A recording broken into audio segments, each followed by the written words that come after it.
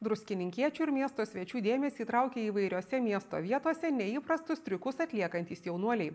Vieni jais žavisi, kiti drausmina, treti galbūt ir patys norėtų mokėti bent keletą sudėtingų judesių.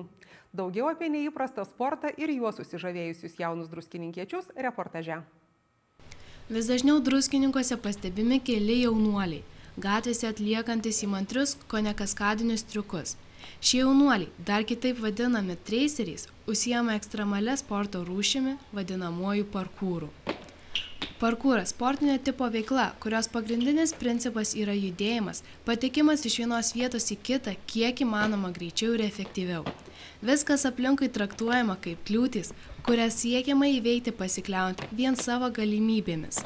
Šis sportas atsirado maždaug prieš 20 metų ir jo pradininku laikomas prancūzas Davidas Belas. Kadangi druskininkuose jau yra šios sporto šakos pasiekėjų, pakalbinome vieną rimčiausių mūsų miesto treiserių.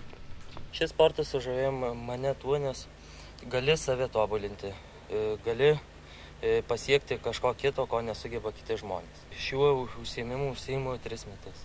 Šiuo sportu susidomi apie 10-15 metų jaunuolių, šiaip daugybė, bet greitai jų nebūna, nes išsigąsta treniravimosi būdų. Ar pavojinga? Pavojinga tik tada, jei peržengi savo galimybių ribas ir nesi tam pasiruošęs.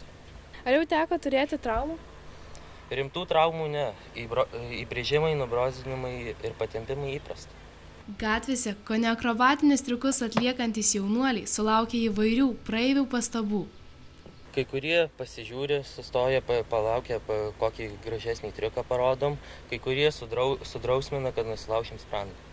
Kad ir kaip pavojingai iš šalies atrodo sudėtingi judesiai, šiems jaunuoliams tai pagrindinė laisvalaikio veikla.